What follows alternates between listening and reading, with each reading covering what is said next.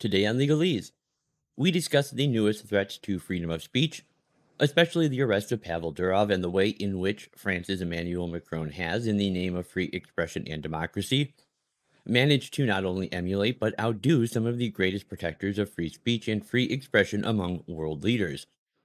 Now, I am, of course, talking about those great paragons of Enlightenment values, Vladimir Putin and Ayatollah Khomeini. So, what else can he say but Vive la France?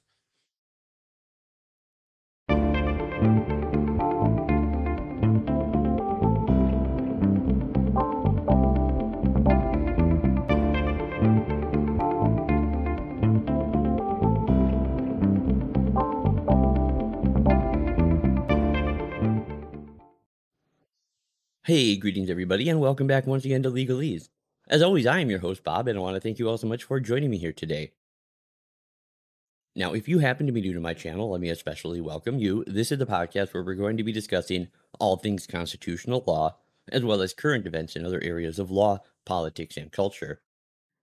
Now, bit of quick housekeeping here for you guys. Usually, this is the part of the show where I would tell you all to go check out my website and sign up for my newsletter. Unfortunately, the website is now defunct. I simply couldn't afford to keep paying for it. So technically, if you go to the address, it is still up, though I have lost access to it. So there's no way to update it or anything like that. So if you want to reach me or follow the show, the best thing you can do is head on over to legaleseshow.com. That takes you to our Substack page where you can subscribe to our newsletter. You can also read my articles and watch my videos over there. So go check that out. All right. Well, as always, we have a lot to get to today. So let's just jump on in. Now, as I'm sure many of you are already aware, Pavel Durov has been arrested in France. Now, Durov is the creator of the Telegram platform, and he is, without a doubt, a political prisoner whose freedom has been stolen by an authoritarian government who have all but admitted that he is being held for his commitment to free expression. Now, officially speaking, Durov was arrested on charges of complicity in fraud, drug trafficking, human trafficking, cyberbullying, organized crime, child pornography, and promotion of terrorism. Now, the most important part of those charges are the first two words, complicity in. Because what they mean by that is that Pavel Durov, in fact, has absolutely no actual relation to the commission of any of those crimes, nor does he actually even have any relationship with anyone who committed any of those crimes. What this means is that they have identified particular instances in which people who have committed those crimes have used his Telegram platform and have in some way discussed or promoted their crimes through their Telegram channel at some point. And for that, they are holding the company CEO criminally responsible. Now, if you are unfamiliar with either Pavel Durov or with Telegram, Telegram is a messaging app that utilizes the Signals encryption protocol. And this allows users to communicate through both encrypted and unencrypted chats that essentially create channels that other users can then subscribe to. Now, Pavel Durov himself also has a truly admirable history of refusing demands of government authorities to turn over private user information of people who utilize his platform. And that is precisely why his app is so popular with people in countries where internet access and messaging services are tightly monitored and controlled, such as China, Russia, and Iran, and also why he is so unpopular with the authoritarian dicks who run those countries. And this commitment has made Durov, as you can imagine, many powerful enemies, not the least of which being the government of the country of his birth, Russia. A country that Pavel Durov actually had to flee in 2013 when the Putin regime demanded that he give the government user information and private message decryption keys on an earlier product he had made, which was a Russian social media platform called VKontakte. Now, he refused, and this led to the Russian government simply seizing his site and opening a criminal investigation into Durov for complicity in promoting terrorism and child pornography. Sound familiar? And ultimately, this forced him to flee the country. Now, his current app, Telegram, has been banned in Russia, China, and Iran, though I think it's worth noting that it was also later unbanned in Russia and China, essentially to save face when they realized that there was no way to prevent people from independently downloading this software. Now, while Russian President Vladimir Putin, Chinese President Xi Jinping, pictured here with a rumbly in his tumbly, and Iran's motherfucking Ayatollah Khamenei have all failed to truly thwart Durov for his defiance of their Orwellianism and authoritarianism. But what we see now is that where these people have failed, France seems to have succeeded. Now, one would think it would go without saying that blaming the creator of an app for the behavior of a small minority of its users is absolutely insane. But since France has not only arrested him, but has defended their decision to do so, I guess this does need pointing out after all. And what needs pointing out is that what they are doing here is akin to arresting the CEO of General Motors for reckless endangerment and homicide because some dick decided to drive drunk in his Chevy Silverado, and while he was driving, he killed someone. And this is why it is so clear that this is an unjustified and politically motivated arrest because even the government admits he didn't actually commit any crime. He merely created a popular and functional product that some people have chose to use for unsavory purposes. And if this was really about fraud and terrorism, France would be focusing these resources on going after the fraudsters and the terrorists who just so happen to use this product in some way at some time that may have facilitated the commission of some crime. Now, French President Emmanuel Macron, pictured here bragging about the size of his chode, has released a tweet in which he denied the allegations. And in it, he says, I have seen false information regarding France following the arrest of Pavel Durov. France is deeply committed to freedom of expression and communication, to innovation and the spirit of entrepreneurship. It will remain so. In a state governed by the rule of law, freedoms are upheld within a legal framework, both on social media and in real life, to protect citizens and respect their fundamental rights. It is up to the judiciary in full independence to enforce the law. The arrest of the president of Telegram on French soil took place as part of an ongoing judicial investigation. It is in no way a political decision. It's up to judges to rule on this matter. Now, as I had been quick to point out to President Macron, it is the executive branch that executes the law, hence executive branch, which means on a national level, the laws are enforced by the French president, who would be Emmanuel fucking Macron. And yet, this apparent Parisian Pontius Pilate feels comfortable washing his hands of the responsibility of an action that he himself is in the middle of undertaking. Now, I have yet to receive a reply from President Macron, though I assure you I will update you all the moment I do.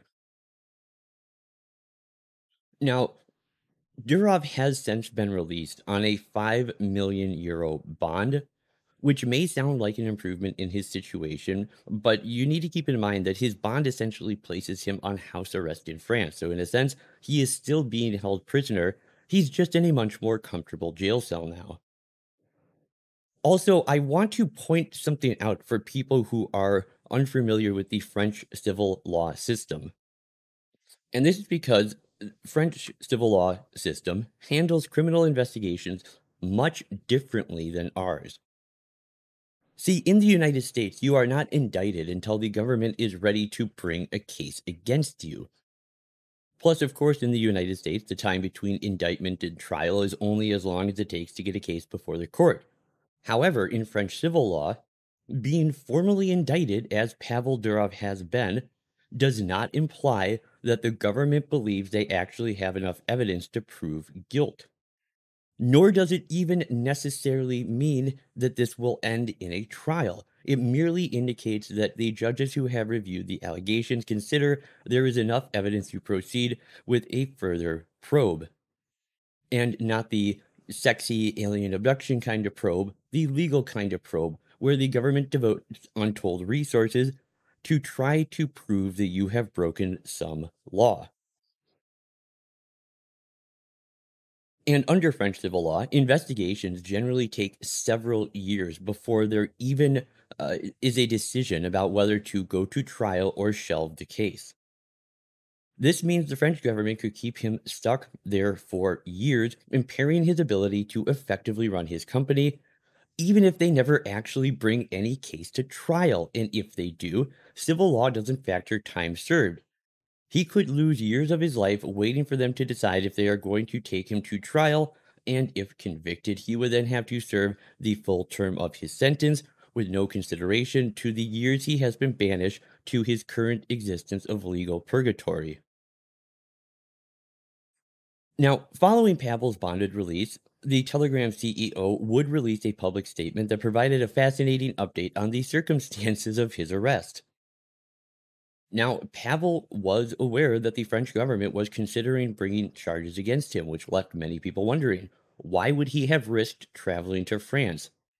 Given his awareness of the precarious legal situation he knew he may have found himself in. Well, it turns out he had flown into Paris, get this, on the invitation of Emmanuel Macron, who had apparently invited Pavel to meet him for dinner under the auspices of trying to resolve this matter, which is precisely why the French authorities knew where he would be at the airport and how they were there waiting to arrest him the moment he stepped off the plane. And of course, learning that this whole fucking quagmire was part and parcel of a deliberate decision by Macron to lure Durov into the country in bad faith only makes Macron's denial the arrest was political and his claim to have nothing whatsoever to do with the ongoing investigation even more laughable. Now, following Pavel's release on bond, the French government would make public the full and official indictment against him, which gave us considerably more information than the unofficial announcement they released in the wake of the actual arrest. And looking at the official indictment, which I have linked to on the show notes page for this episode, the offenses include complicity in the administration of a platform to enable an illicit transaction as part of an organized gang, which is a crime punishable by up to 10 years in prison and a $5 million fine. Now, while that part of the indictment is obviously a great danger to Pavel's freedom, the second part of the indictment is a great danger to all of our freedoms because it confirms what many of us have suspected. And this indictment may spell the very end of a free internet itself in France if the French government is successful in its prosecution. You see, it says that he is responsible for laundering crimes and offenses by an organized gang because his service provides cryptology aimed at ensuring confidentiality. So, in other words, anyone who creates or uses cryptographic services for simple digital privacy and security is a criminal.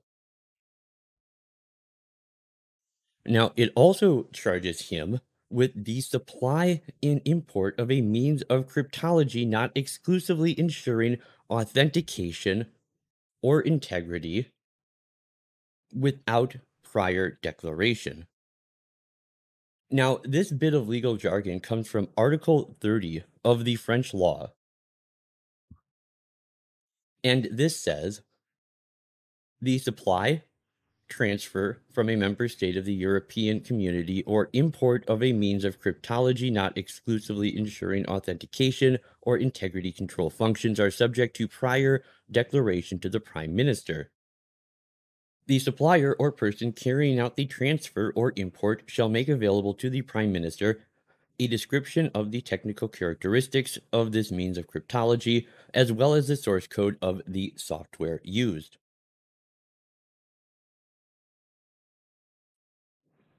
So, in other words, you cannot provide people with any service that offers them digital privacy and security without first providing the government with the tools that they need to completely undermine that privacy and access all of your private data. Now, on one level, as a legal analyst, I cannot help but tip my hat in respect to the way these cheese eating surrender monkeys Bonjour, you cheese-eating surrender monkeys! have demonstrated a truly masterful exercise of jargonistic legal phraseology to create an impressively innocuous sounding description of something they wish to classify as a criminal offense that seems downright totalitarian to outlaw when it's defined according to plain meaning. But of course, it is the very subtle and nuanced nature of these culturally subversive infringements of our free expression in the so called free world that make these actions so dangerous. Governments engaging in this form of infringement of our rights and liberties have done a very good job of convincing a great many number of people that what we are seeing is something other than an attack on free expression.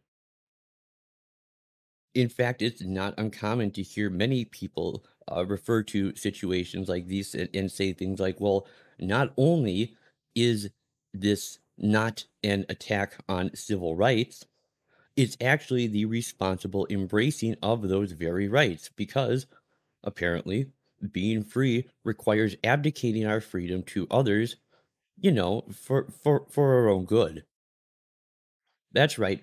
The only way to truly have something is to give it up to someone else and trust them to give it back in measurable doses that they deem safe for human consumption.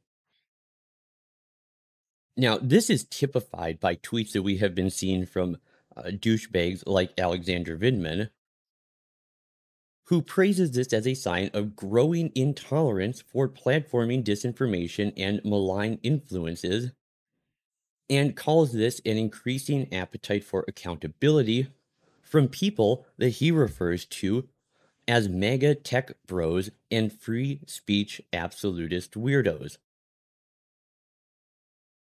Though he is simply talking about people like Pavel Durov, Elon Musk, Chris Pavlovsky, who is the CEO of Rumble, and others who merely provide a platform for free expression or a medium for digital privacy in your data and communications.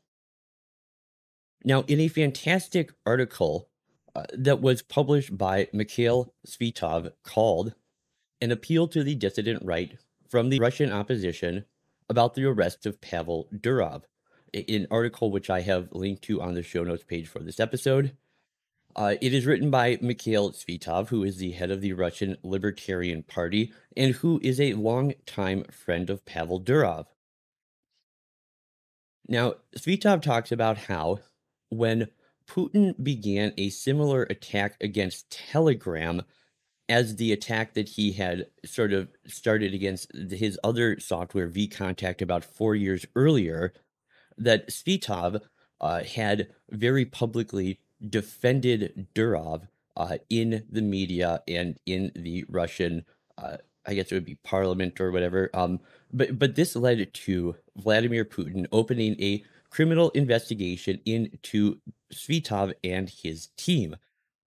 And they too, just like Pavel Durov had to do a few years ago, had to flee Russia into political exile.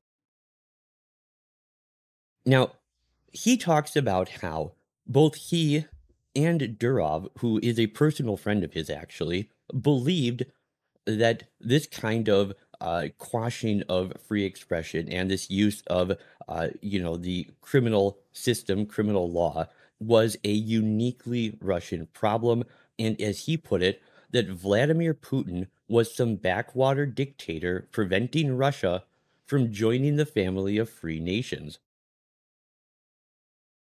But in light of Pavel Durov's arrest in France, one of the supposedly free nations, Svitov essentially goes on to point out that he could not have been more wrong in his assessment, and it turns out that Putin isn't just some backwater dictator preventing Russia from joining the family of free nations. In fact, he is something of a visionary, a trailblazer, if you will. That Vladimir Putin has set a fine example for censorship and for the destruction of privacy and state surveillance that the rest of the Western world, who are not different from him, are just trailing behind in. Now, of course, Pavel's arrest does not stand alone, but it is part of an ongoing series of actions that we have seen being taken by so-called free and democratic Western countries recently that should make everyone increasingly concerned. Now, this would include things like the threatening letter that was sent to Elon Musk last month on August 12th by Terry Breton, who is the industrial chief for the European Union. And he was reminding Elon of what the consequences would be if he failed to censor Twitter within the EU's Orwellian standards. You see, in 2022, the European Union passed a disturbing law known as the Digital Services Act that was actually very similar in its language to the other French law we read from Article 30 a little bit ago. In fact, it's almost identical in some ways. And this act does on a continental level for the entire European Union the same thing, and that is to force all digital service providers to disclose their patented algorithms to the European Union regulators and requires the removal on demand by the EU of any content that they decide to label as disinformation. Now, the reason Musk got this letter, and some of you may not remember, it was just last month, but it feels like years ago now. Elon Musk was scheduled to interview our Republican Party's presidential nominee, Donald Trump, on Twitter. And this belligerent Belgian bureaucrat assumed that this interview would contain what he called illegal disinformation. And so he reminded Musk that any failure to not take down content labeled disinformation by the European Union, even though Elon's company is not in the European Union and hence not subject to their laws, that they would be held legally liable all the same. And according to that Digital Services Act, this liability would come in the form of essentially companies that do not comply with the new obligations risk fines of up to 6% on their global annual turnover.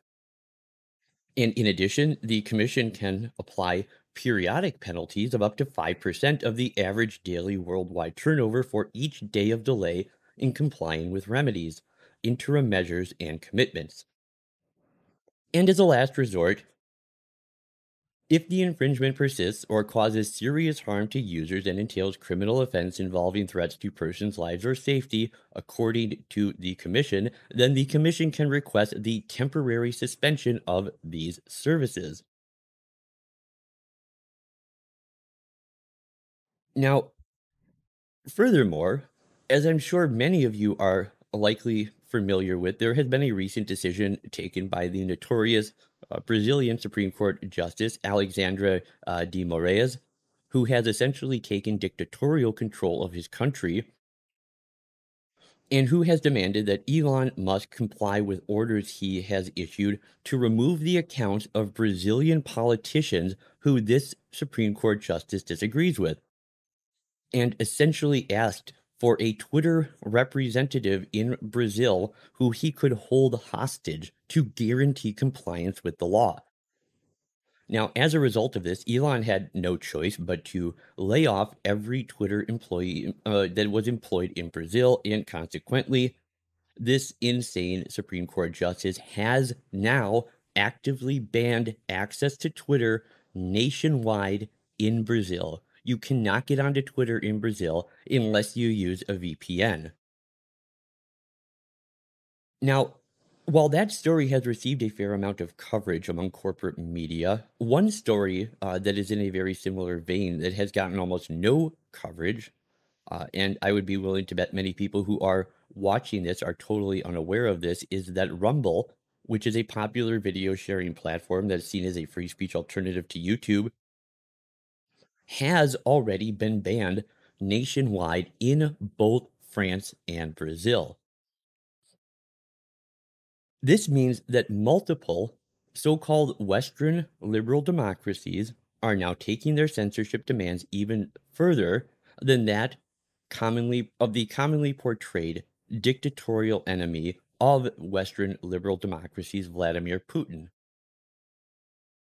So, if Vladimir Putin is a bad guy, and he is, what does this say about people like Emmanuel Macron who are proving to be even worse?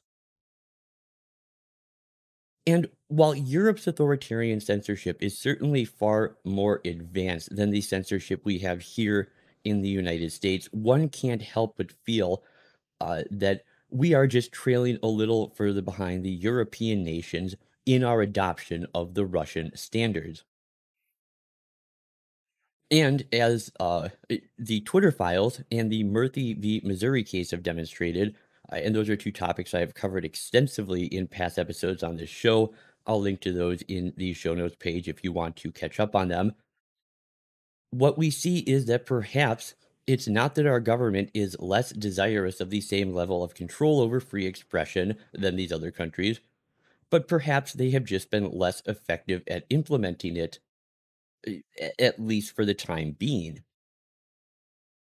Because the fact is, here in the United States, we are seeing these subtle but disturbing infringements all over the place.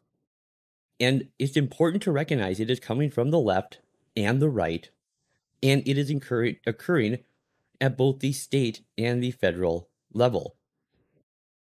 For example, it is the very same red state governors who have been rightfully calling out the censorship of conservative opinions on social media and ostensibly cloaking their indignant outrage in the mantle of freedom of speech and freedom of expression.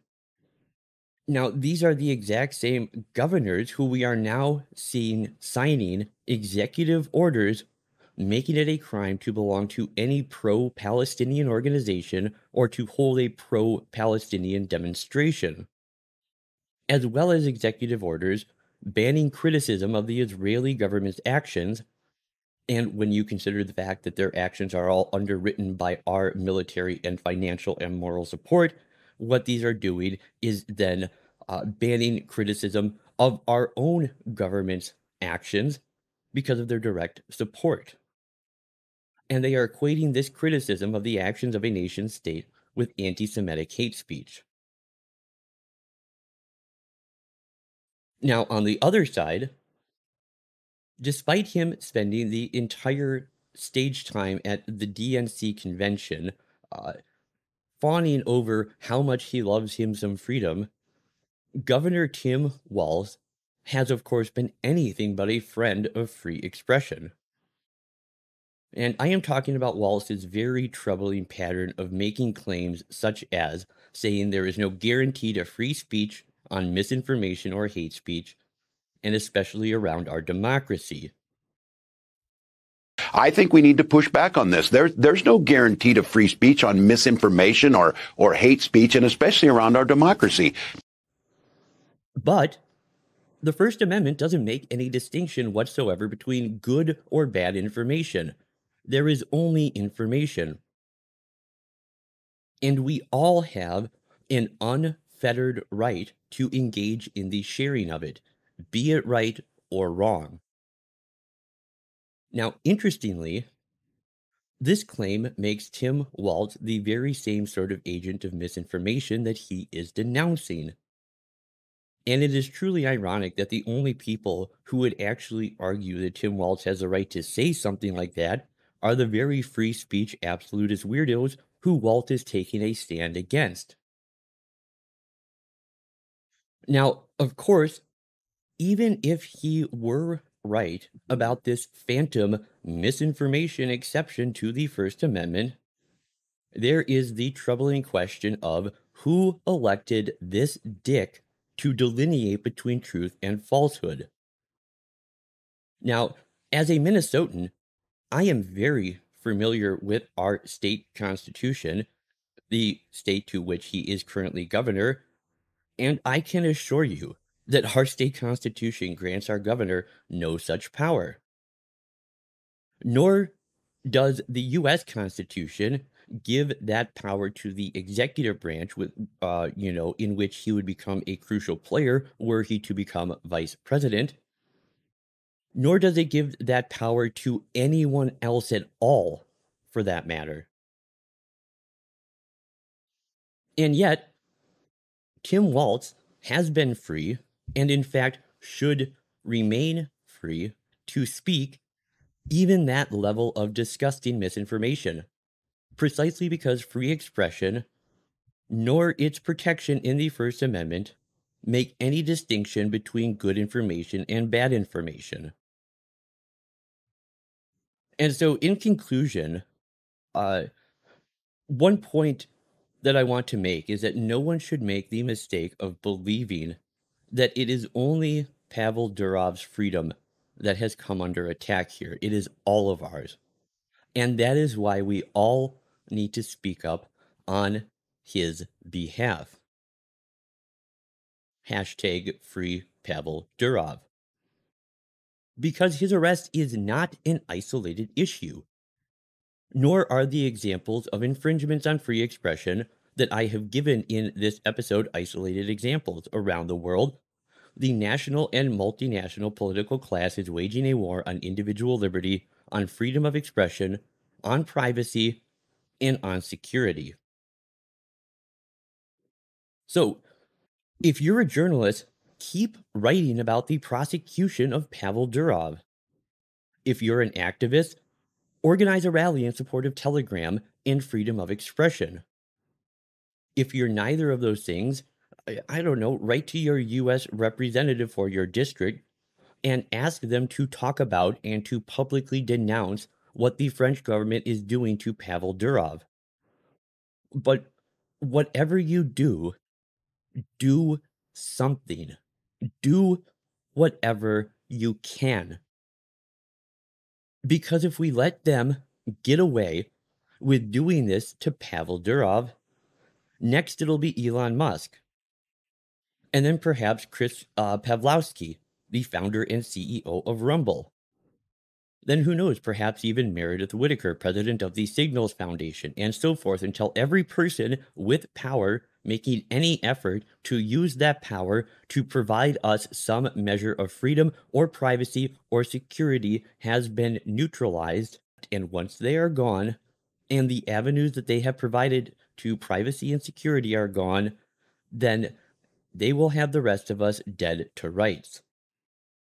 Which is perhaps an especially fitting phrase, since what we are talking about is nothing less than the death of our rights to privacy and free expression.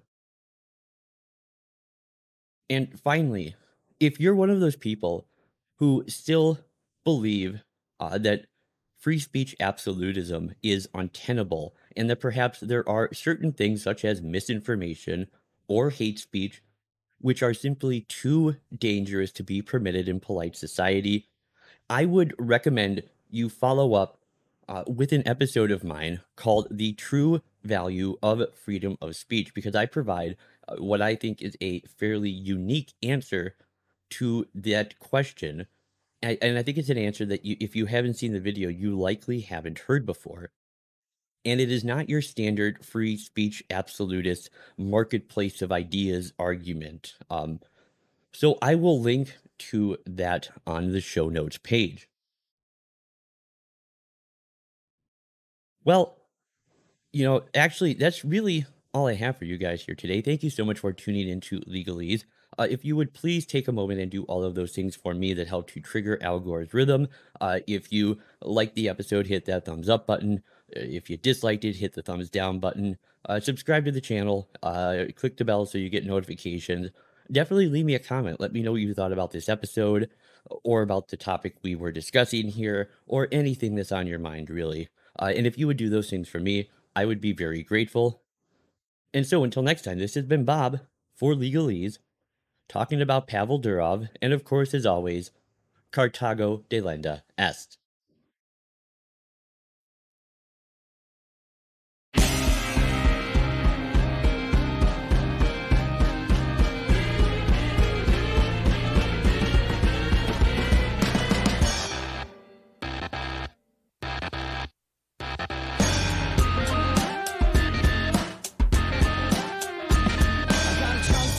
Motherfucker, like Freddie Mercury.